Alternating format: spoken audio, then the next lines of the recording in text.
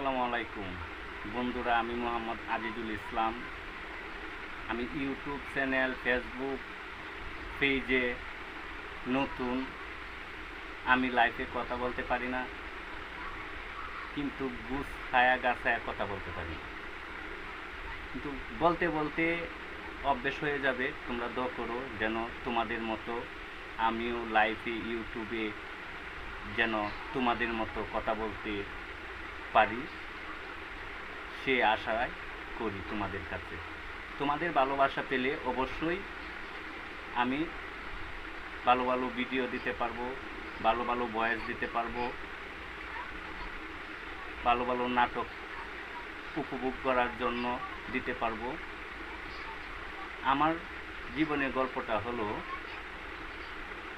যখন শৈশবকালে ছোট থাকি, শৈশবকালে তখন একটি মায় কতটা কষ্ট করে সেটা শৈশবকালে বুঝতে পারে না।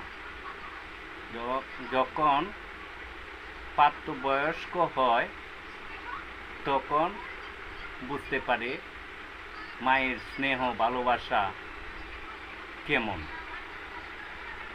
অনেক ছেলেরা মায়ের ভক্ত হয়ে মায়ের কথা শুনে, মায়ের কথা রাখে, মায়ের আদর যত্ন করে বড় করে, সেটা বড় হলে মনে রাখে না।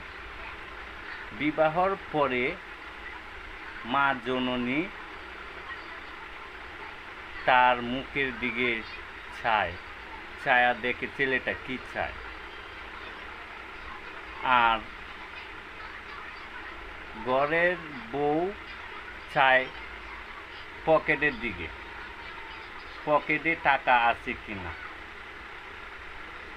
যখন পকেটে টাকা না থাকে তখন ঘরের বউ তাকে ভালো পায় না।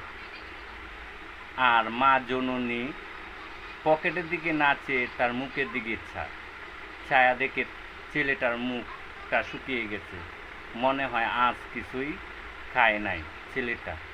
তখন বলে, বাবা শুন, কিছু খেয়েছিস? দুজু ছেলেটা খেয়ে থাকে, তাহলে বলে, হ্যাঁ মা আমি খেয়েছি।